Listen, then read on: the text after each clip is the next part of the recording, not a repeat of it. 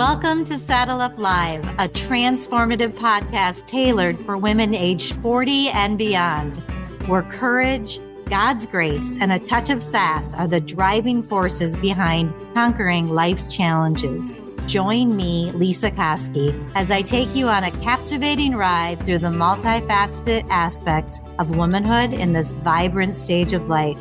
We are covering everything from my journey through breast cancer, the intricacies of marriage, and the joys of motherhood, to the exciting adventures of grandparenting. In each episode, we saddle up for candid conversations about God, health, relationships, family dynamics, and the beautiful chaos that comes along the way. But here's the twist. Saddle Up Live goes beyond navigating the highs and lows of life. It's a platform dedicated to sharing what we have learned along the way. I want to help women thrive through it all. Together, we'll uncover actionable strategies for personal and professional development, providing you with the tools and inspiration needed to blaze new trails and seize every opportunity that comes your way.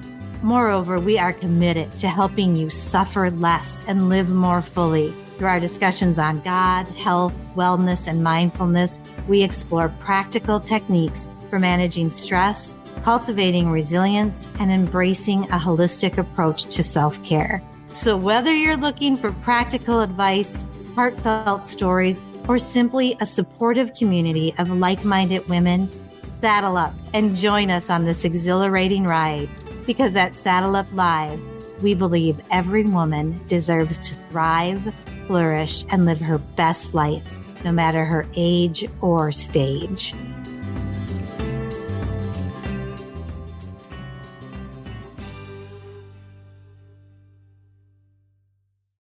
Welcome, listeners. I'm extremely excited to have you here today.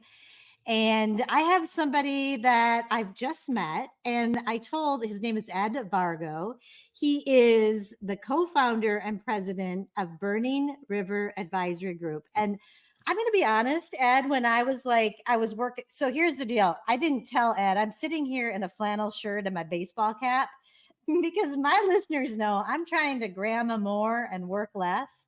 So I had a little workout class. I got to go clean a horse stall after this. So I'm like, well, I can either skip the workout class or, make myself look good, or I'm going to show up in flannels. And so I'm sure Ed got on this call and was like, who is this woman? But I promise we'll be a little bit professional. But the reason I'm excited to have Ed here is we're going to talk about financial things, but I feel like Ed has a little bit of a twist because he is devoted to helping women. And he's going to share his authentic story as to why. But I thought this is going to be a great conversation for both my Doing Divorce Different podcast and my Saddle Up Live podcast. So usually I do two different interviews, but I'm not doing that today. This is going to air on both podcasts. And we're going to talk about why it's so difficult to talk about money with our spouses or otherwise. And how can we remove the emotional responses? And Ed, I jump in because I have emotional responses to money, and I think I got a little better about it. So I want to talk to you about that. And then he's going to give us some quick little tips and tools about finances. And finally, what we're all interested in, whether we're getting divorced or we're at this stage of our lives, is how to raise financially educated kids. And I've got two that are fully grown. I think I did okay. That baby one that's pulling up the rear, who's out in college, I don't know if I did as good with her. So Ed, I think you're going to be a wealth of information, but I'm excited to have you here. I'm excited to get to know you better. And I really know that the listeners are going to be really interested to hear your story as to what led you to help women deal with finances. Welcome. Oh, I have to say one other thing that excited me. He's got 5 girls. He's a dad of 5 girls. So you got to love a guy like that. So Ed, welcome. Thanks for being here. Well, thank you, Lisa. I appreciate you having me on. I think that's what most people, when they hear my story or the start of my story, it's like, you have 5 daughters. I mean, is that for real? And they're really the love of my life. I mean, they're all older now. They're between the ages of 19 and 25. So they're not old, but they're kind of some are stepping into adulthood. and kind of finding their way on their own. And of course, some are still tethered to the nest. But my story, as far as why I've focused my attention and my businesses. I actually have two businesses, Burning River Advisory Group, as you mentioned. That's a traditional wealth management business, kind of what you would think from most financial advisors, with a twist in that we are unique and we predominantly work with women-led households, either single women or women-led households. And in our industry, that is very much the exception and not the rule. So Mhm. there's a story behind that, and it dovetails into a new company that we've started called Enlighten Her, which is also a financial company, but more financial coaching versus traditional financial advice. So it's taking the learnings that I've garnered over the past almost 25 years in personal finance and bringing it to the masses, so to speak. Because as a financial advisor, we can only work with a relatively small number of people. But with Enlighten Her, we're going to be able to reach out on a much broader scale and help those, whether you're a multimillionaire or just starting out, we can find a way to help women. And that's really where my story starts when it comes to working with women. So I think of it like the tale of two cities, right? So I have my daughters today, and much of what I do revolves around helping them, putting them in the best possible position to go out to the world, be good humans, do good things. And we're trying to do our part, my wife and I, in terms of raising um, good humans, right? Just good people. And my story originally, though, starts with my mother. And so my mom is an immigrant from South Korea. My father and her met during the Vietnam War. He was stationed in Korea. They met there, got married, and a little bit of the American dream at the start of this relationship, came back to the United States and proceeded to have 4 children. But it didn't quite go so well. So the relationship soured and they end up getting a divorce. And that's the other side of this tale of two cities, because my mom, unfortunately, because of, for many reasons, one, a language barrier, cultural barrier, an economic barrier, she was not able to maintain custody of us children. So it was an anomaly in the sense that, I mean, divorce wasn't quite so common back then. And my father ended up raising us. And my mom really she didn't have any options, quite frankly. And that's where I look at this and I think of that as a travesty. Like my mom had to give up her 4 children because she felt that she couldn't raise them because she didn't have the financial means to do so. And so as I pivot, I carry that with me throughout. I didn't realize how much of an impact it would have on my life Mhm. as I got further into it. But I've carried that forward into a lot of the divorce work that we do, because we see a lot of women who come into we're obviously a business that focuses on women who are going through a difficult time, like divorce. And I just never want to see a woman, really anyone, but a woman in this case, have to face what my mom faced, having to make real life decisions about whether they have their kids with them or not, because in this case of a financial issue. So Okay, so see, I knew that I would love talking to you, and I love it when people go through something difficult and then they help others. You're honoring your mom, by doing this work. And on this show, I'm just getting teary eyed, but I do often really want to comfort women so that they know, if you're a stay at home mom and haven't been working for a while, I don't want them to be afraid if they're facing divorce. And it's interesting because what I've said in the past is there are things that can help you, like spousal maintenance. And but then I think of your poor mom years ago, and I'm hoping that that story would be different today for your mom, that if she were in that predicament today, well, for one, she could go to someone like you for some support. But I would hope that the legal system would support that more. Are you finding that? I actually have no idea because this is kind of a new topic. I just thought, oh no, you're going to be safe. You're going to get spousal maintenance for at least a period of time until you can afford to do this on your own. Your mom didn't have that. And I can't imagine how that was for her. You know how much you love your children. And then to be alone in this country. I mean, did she lose all connection with you? Was she able to still connect with you, or how did that all work? yeah, it was difficult on her, of course, and difficult on us as kids, because I mean, I don't really exactly know how old I was. And that may sound strange, but just how these things happen and how life unfolds, it doesn't happen like in very definitive terms, right? So there was a separation where we just thought she was staying at a friend's for a long time, and that became a finalized divorce, and that happened over a number of years. So it was tough on us because we were told one thing, right? Hmm. And I'm sure our parents were trying to protect us. And my mom is very traditional. You know, the Korean culture is very different than the culture here in the United States, and that was part of the barriers and to her willingness or her understanding of what her options were. So, you know, my mom, in her mind, was like, she felt like, well, I can't take care of them. I would be doing them a disservice by Right. trying to have them at home. You know, I Yep. would be harming them by Yep. keeping them, right? You can Yep. understand a Yep. mom thinking like that. And it was tough on us too because again, we really didn't know, you know, exactly what was going on. So to answer your question about how it unfolded, there was a bit of a time where I don't say we were estranged, but where we didn't have a lot of contact. And there's four kids, you know, so each of us took a different amount of time to reconnect with our mother. And that was born out of our own understanding of the experience and how we felt. And I'll won't go through all the details. It just took me longer to get over it. I'll say that. Hmm. And eventually we did, and then we mended, and things are great now. We have a great relationship, but it was a very difficult time going through that. And so today, could that happen? I would say yes. I Yeah. would When say you're it's less. Yeah, it's possible because what they're in the divorce arena, there isn't somebody looking out for you. There's no one coming and guiding you and taking you by the hand and saying, "Hey, here's how this works."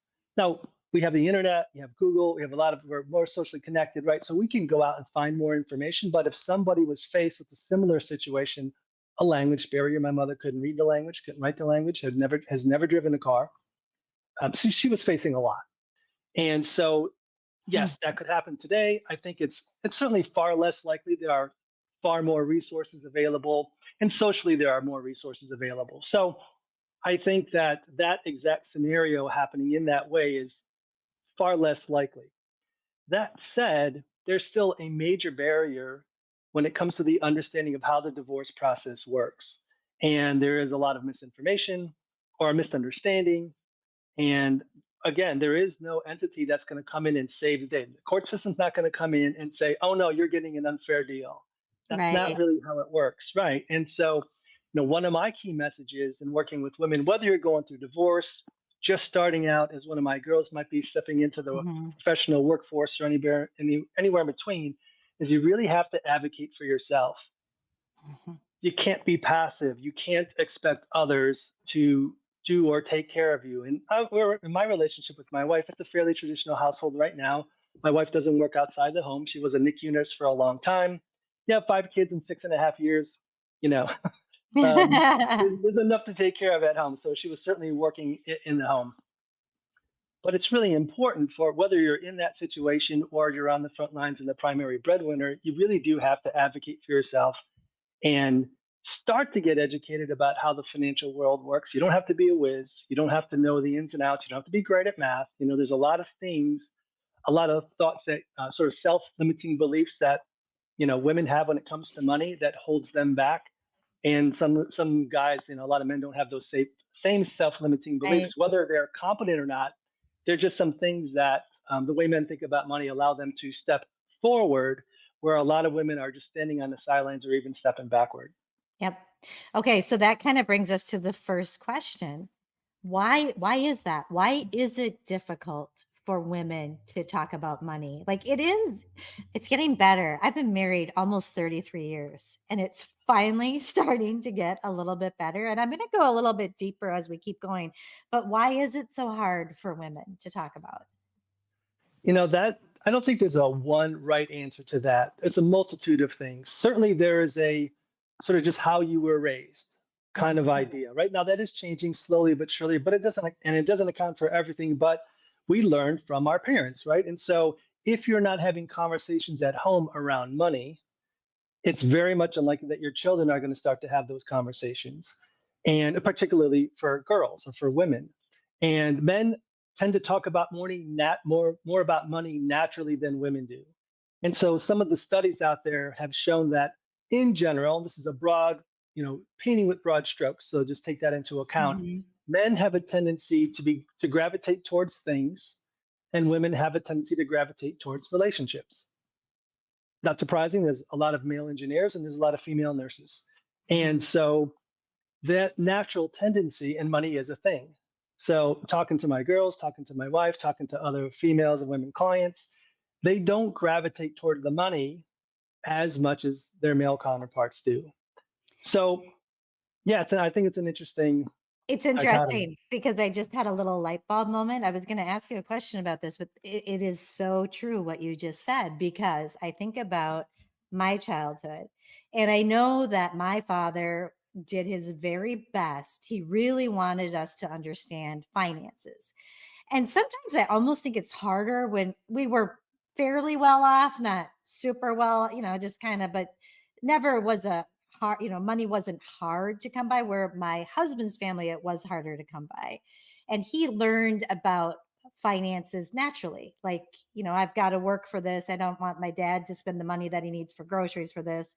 Where I knew that my dad was saying, you need to pay for your own college, because he wanted me to understand. And when I think I was 12 years old, my dad had this plan. I don't know where he learned it, but he was going to give us a certain amount of money, my brother, who was 2 years older, and myself. And it was a pretty good allowance. And then we were to go and take care of everything that we needed.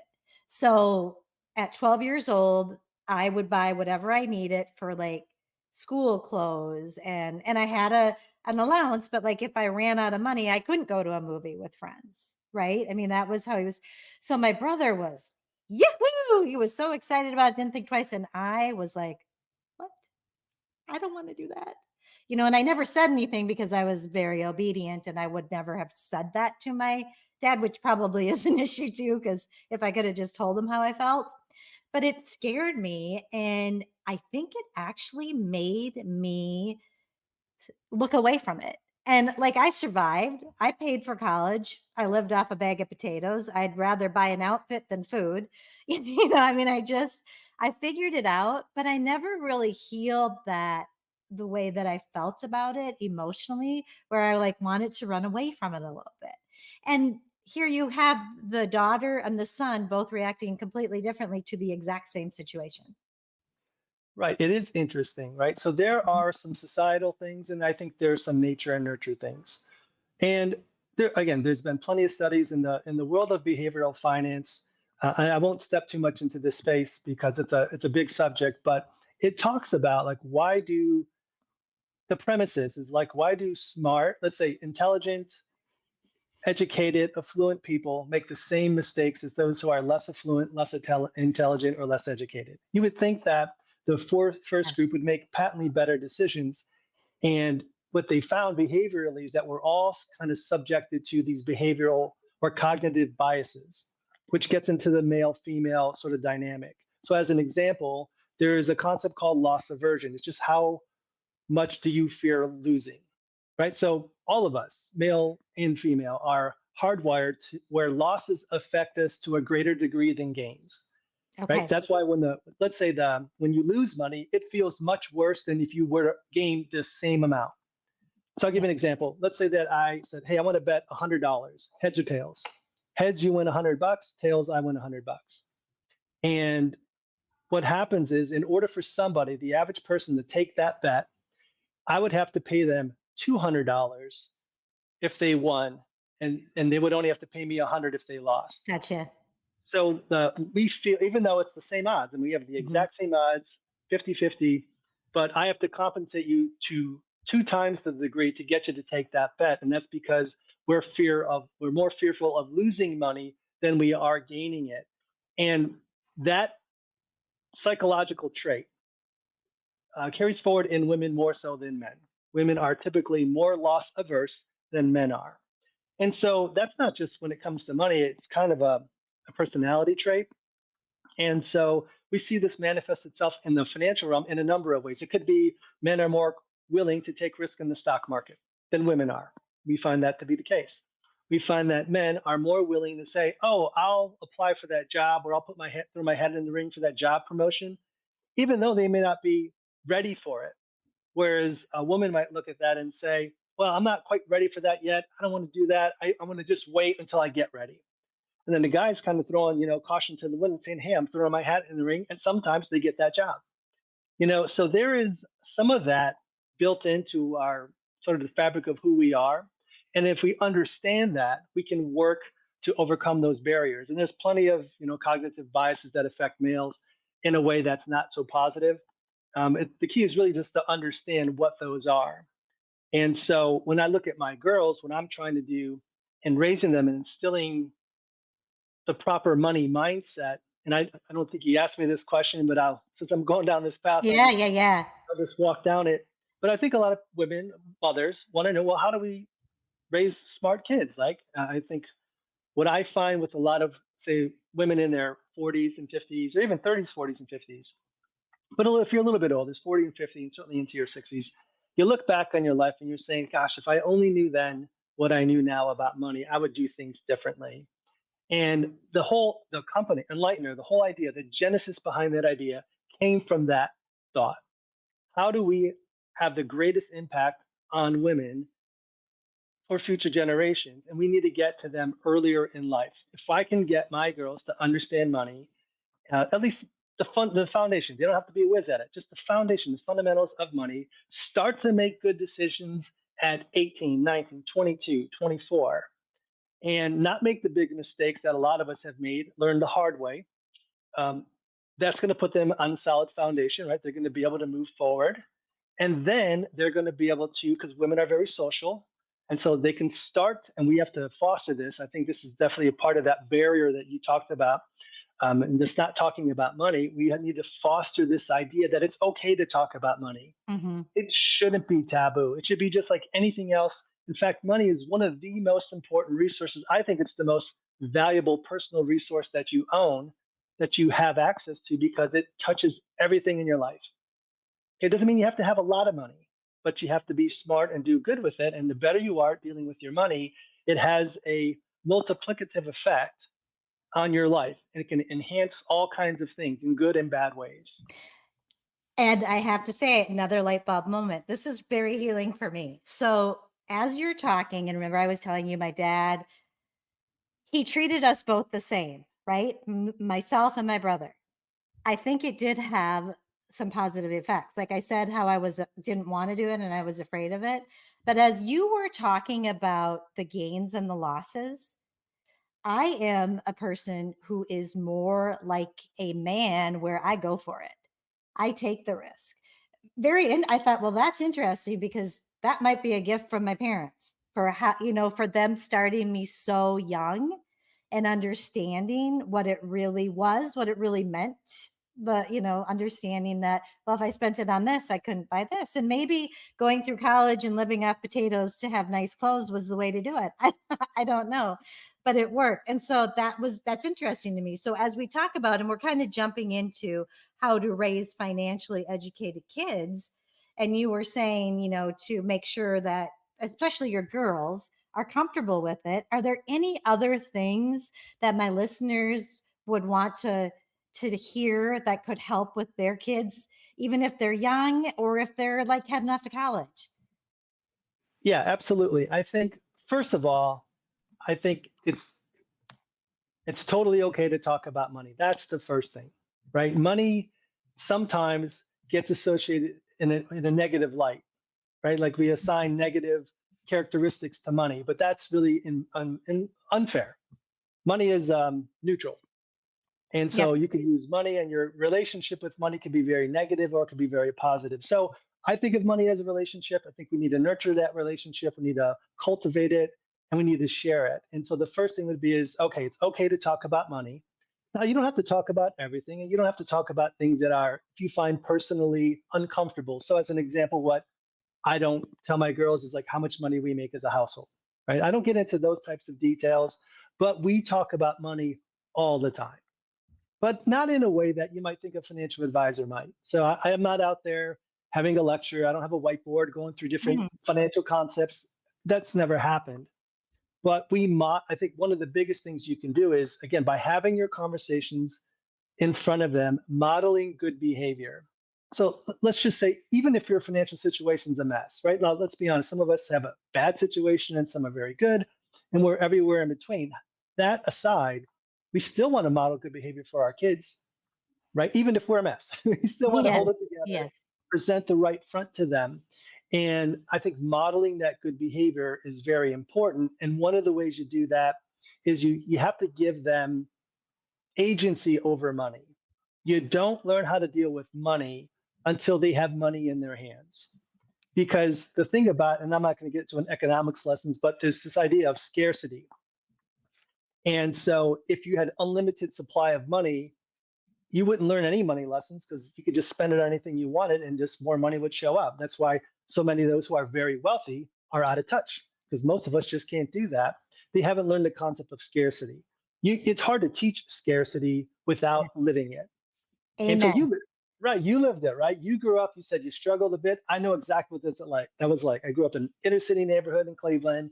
And my father, single household, blue collar, steel worker. We had basically nothing, right? And I won't get into that whole story, but I know what scarcity is like.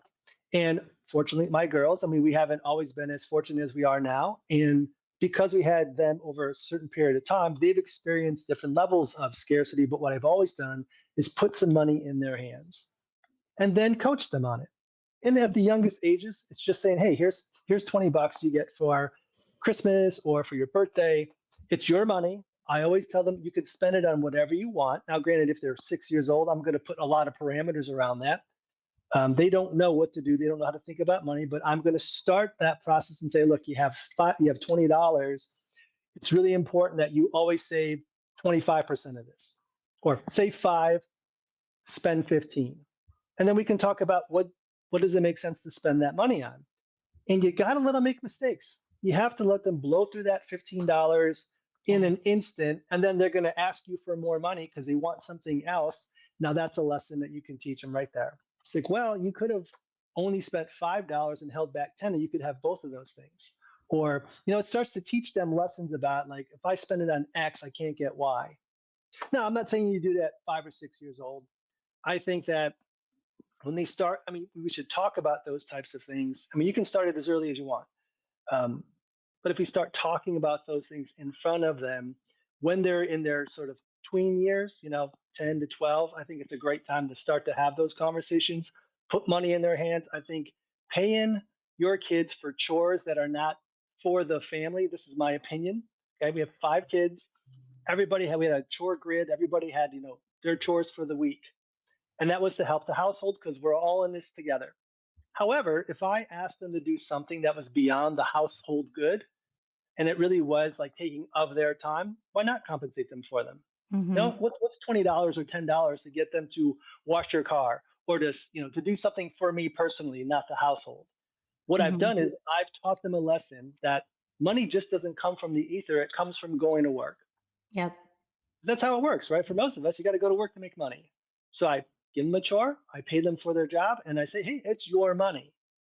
However, let's talk about how we should use those dollars, et cetera. So I think that's really important. You have to let them live it. And then as they get further along, before they get outside the house, and they're kind of like, at some point, I think a lot of teenagers kind of turn off from their parents, you know. Yeah. So I try to get to them before them for that point where they're not really listening to me, and I just start to share bigger concepts. And that's a longer conversation about the time value of money, like why investing early is so important. Yeah. And now that's a little more financial advisor esque. I'll give you that. But I really think it's having and fostering this conversation and tie in money, scarcity. You don't have, complete dollars, and you got to work for it. And then you can have those conversations about college, like your father had with you. Like, Yeah. we're not paying for this, or we can't pay for this, or you have some skin in the game because when it comes to college, and this is another rabbit hole, I think so many kids today don't understand that college costs money. I mean, they understand it costs money, but they don't know what that means. Right.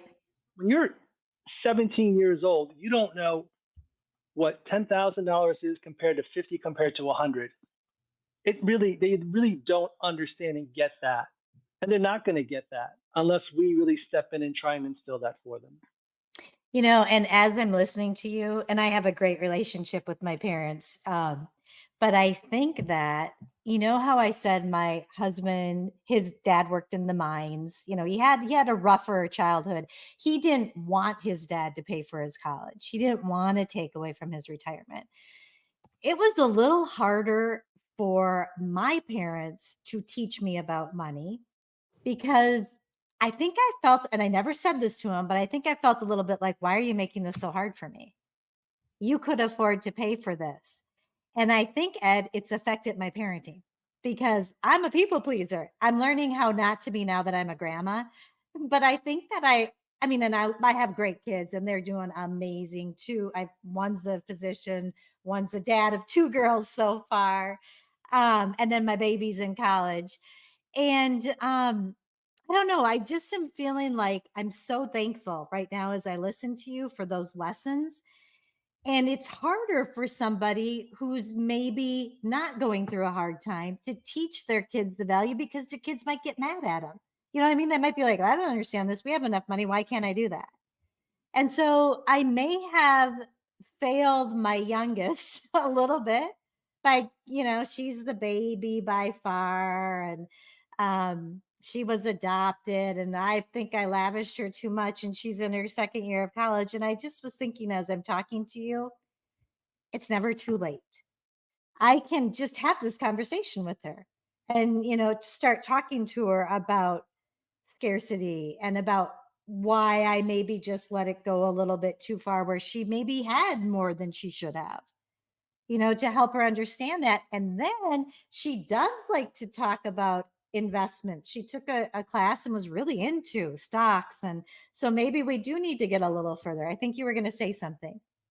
Yeah, well, what happens depending upon your childhood, your upbringing, or your social economic condition, in my case growing up, I didn't have to seek out these money stories. They came to me. I lived it. So Right. my kids, they're much better off than I was growing up, thankfully, right? That's what we're trying to do.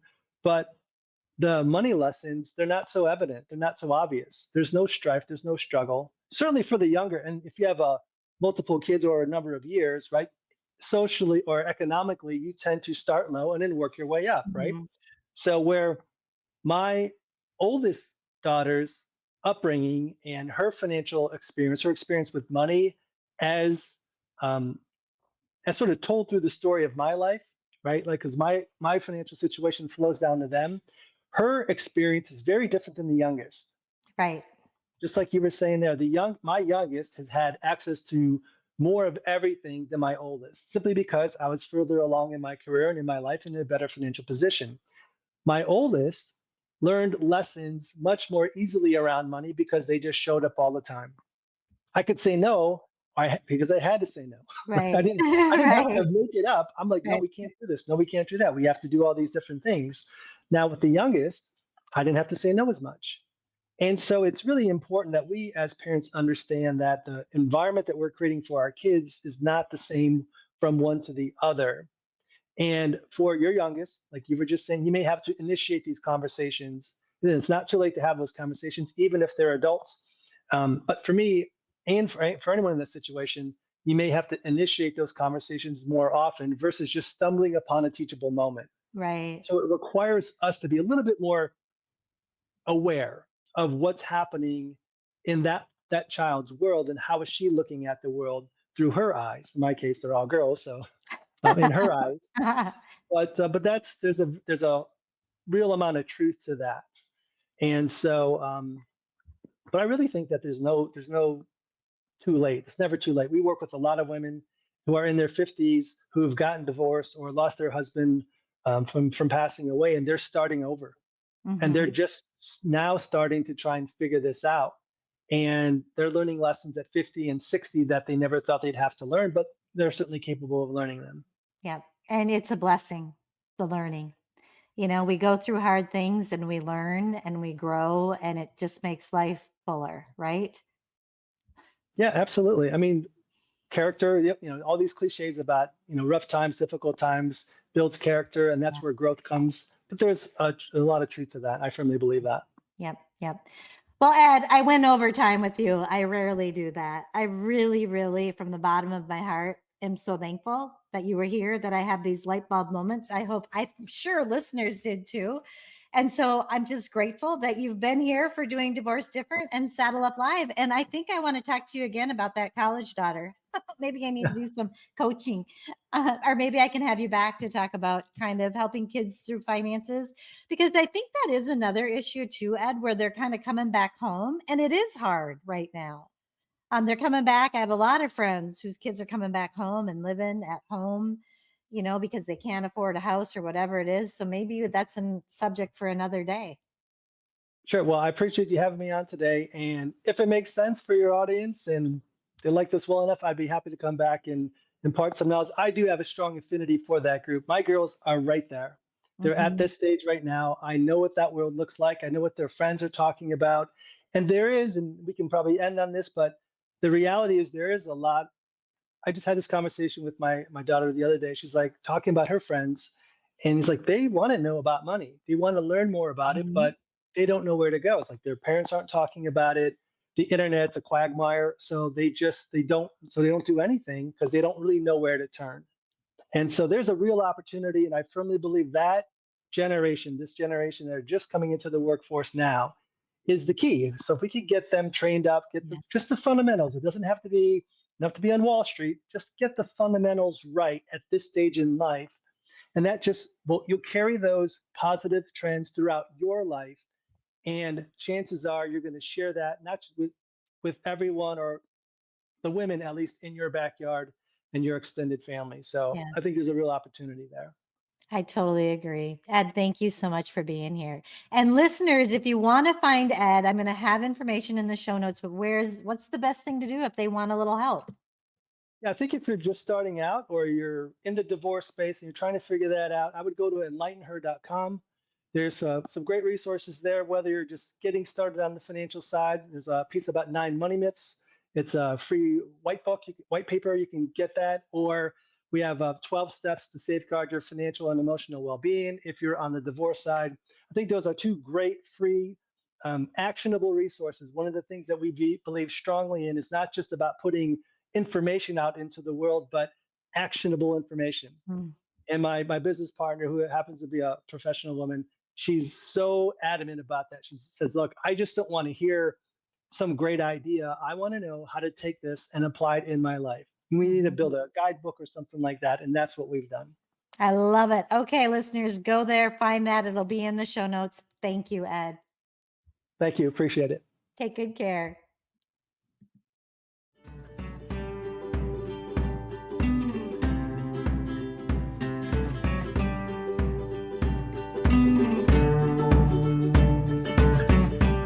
Thank you for tuning in to another empowering episode of Saddle Up Live. As we conclude this exhilarating journey together, don't forget to subscribe, share your thoughts, and become a valued member of our vibrant community. Because, as always, every woman deserves to thrive, flourish, and live her best life. Until the next time, saddle up and keep conquering those trails.